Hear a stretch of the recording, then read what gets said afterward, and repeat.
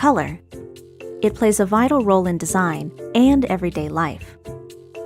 It can draw your eye to an image, evoke a certain mood or emotion, even communicate something important without using words at all.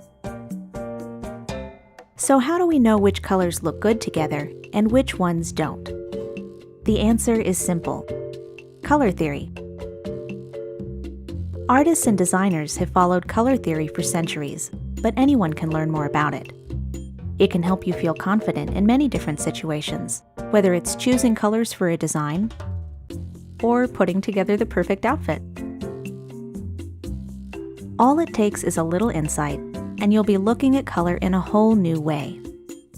Let's start at the beginning, the very beginning, with a refresher on the basics. Remember learning about primary and secondary colors in school? Then you already have some knowledge of color theory. Red and yellow make orange, yellow and blue make green, and blue and red make purple. If we mix these colors together, we get even more in-between shades, like red-orange and yellow-green. All together, they form what's called a color wheel. You can probably see where it gets its name. Now, let's take it one step further with hue, saturation, and value. These are terms you might never see in daily life, but they're the key to understanding more nuanced colors, like all those little paint chips at the home improvement store. Hue is the easiest one. It's basically just another word for color. Saturation refers to intensity. In other words, whether the color appears more subtle or more vibrant. Value has to do with how dark or light the color is, ranging from black to white. As you can see, this gives us many different shades, from a deep reddish brown to light pastel pink. So how do we put this all together to create professional-looking color schemes? There are actually tried and true formulas based on something called color harmony that can help. All you need is the color wheel. The easiest formula for harmony is monochromatic because it only uses one color or hue. Just pick a spot on the color wheel and use your knowledge of saturation and value to create variations. The best thing about monochromatic color schemes is that they're guaranteed to match. An analogous color scheme uses colors that are next to each other on the wheel, like reds and oranges, or cooler colors like blues and greens. Don't be afraid to play with the palette and create your own unique interpretation. That's what these formulas really are, merely starting points to help guide and inspire you. Complementary colors are opposite each other on the wheel, for instance, blue and orange, or the classic red and green. To avoid complementary color schemes that are too simplistic, add some variety by introducing lighter, darker, or desaturated tones. A split complementary color scheme uses the colors on either side of the complement. This gives you the same level of contrast, but more colors to work with, and potentially more interesting results. A triadic color scheme uses 3 colors that are evenly spaced, forming a perfect triangle on the wheel. These combinations tend to be pretty striking, especially with primary or secondary colors, so be mindful when using them in your work.